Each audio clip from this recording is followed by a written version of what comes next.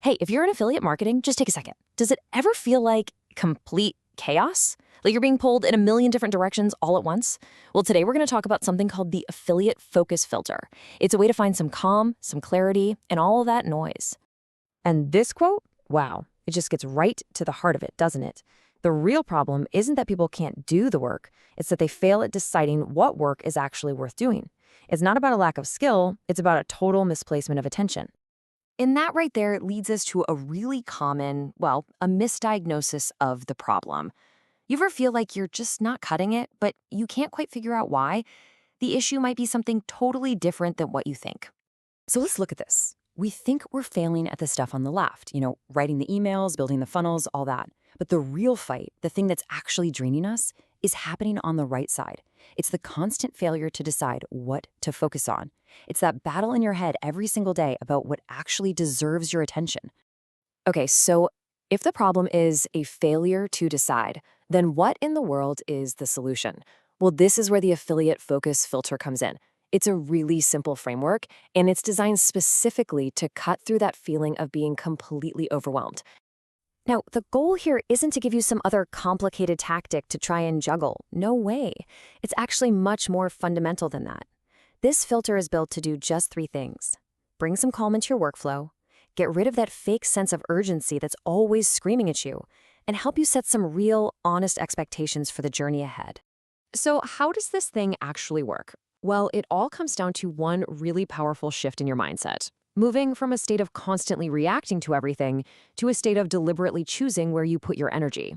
And this is the old way. This is that reactive mode. You feel like you have to check out every new shiny object, every new tool, every guru's email that lands in your inbox. You're just chasing urgency, putting out one little fire after another, but never actually making real progress. Sound a little too familiar? Now, let's compare that chaos to the new way. This is the goal, right here. You stop trying to evaluate everything, and you just start eliminating whatever doesn't matter right now. You stop chasing emergencies, and you start calmly, just following the plan you set for yourself. This is how you take back control. Let this one really sink in for a second. Your job is not to be an analyst who evaluates every single opportunity that comes your way. Your job is to be an eliminator, to ruthlessly get rid of distractions. The real power, the real leverage, is in saying no to almost everything so that the things you say yes to actually mean something. You see, this whole approach, it's not just another tactic. It's really a new philosophy. It completely redefines what focus even means in a way that you can actually stick with. So, let's talk about this new definition. And first, let's get clear on what it is not.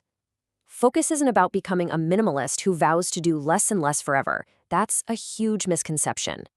Instead, what real focus is, it's about figuring out and then doing the one single most important thing you need to do next. Not what you need to do next month or next year, just next. And here it is. This is the final, and honestly, the most crucial part of the whole puzzle. It's doing that one right thing over and over again, long enough for the results to actually show up. It's that combination of clarity and patience. That, my friends, is the new definition of focus. All right, we've talked about the problem, the solution, and the philosophy behind it. Now for the most important part. How do you actually put this into action? What do you do, like, right after this is over? Okay, here are three super clear next steps for you. First, go download the worksheet that comes with this framework. Second, and this one is so important, make a promise to yourself that you'll answer the questions honestly, not optimistically. You gotta be real with yourself. And finally, once you've done that, you are officially ready to move on to the next stage, which is called Pillar 1. So I'm gonna leave you with this one question.